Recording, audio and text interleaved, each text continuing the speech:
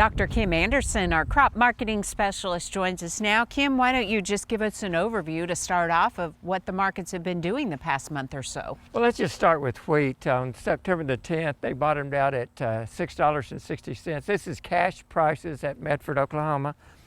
By October 1, it was back up to $7.25.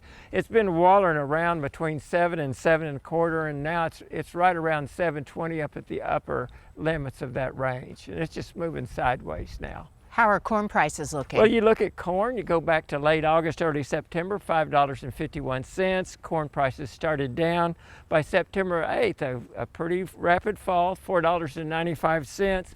Since September the 8th, the corn prices have been moving mostly sideways, relatively large range between $4.95 and $5.27. Now the current price is around $5.20, so we're up at the upper end of that range also. And then what are you seeing in terms of soybeans? Now soybeans is separate from corn and wheat. Soybean prices have been increasing into September. On September 1st, they peaked at $12.67 cash price Medford. Since then, they've traded between $12.67 and $11.30. They hit that low on October the 13th, and they've recovered a few cents up to $11.75. Right now, soybeans is still technically on a downtrend, but it looks like they're trying to establish a sideways pattern. So in terms of things that are stabilizing, what are some of the reasons behind that? Well, with wheat, 90% of the 2021-22 wheat crop has been harvested. There's still a little harvesting going on. You look at the southern hemisphere, Australia, Argentina, the big exporters, their harvest is starting right now. So the world and the market has a relatively good handle on the wheat supply for the 21-22 marketing year.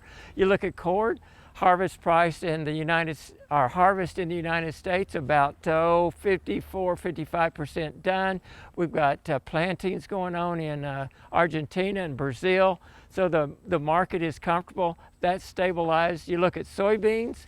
The soybean harvest in the United States is actually a little bit ahead of the corn harvest. And again, they're planting the beans in Argentina and Australia, so the market is comfortable with the planted acres coming up and the current harvest. You look at what they're talking about on wheat, it's what's the planted acres going to be for the 22 crop. So things are just kind of in a lull right now. And you talk about China.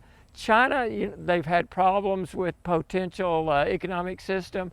They haven't been importing a lot of product right now, so that's kind of calmed down. So it's just kind of in a lull, waiting to see what's going to come down the pike. And then let's talk about cotton, last but not least, but kind of what's the picture there? Oh, cotton's the good news. You know, cotton prices, looking at the ICE futures, got up to 112 cents. It backed off to about 105. It's back up to 108 cents right now or so.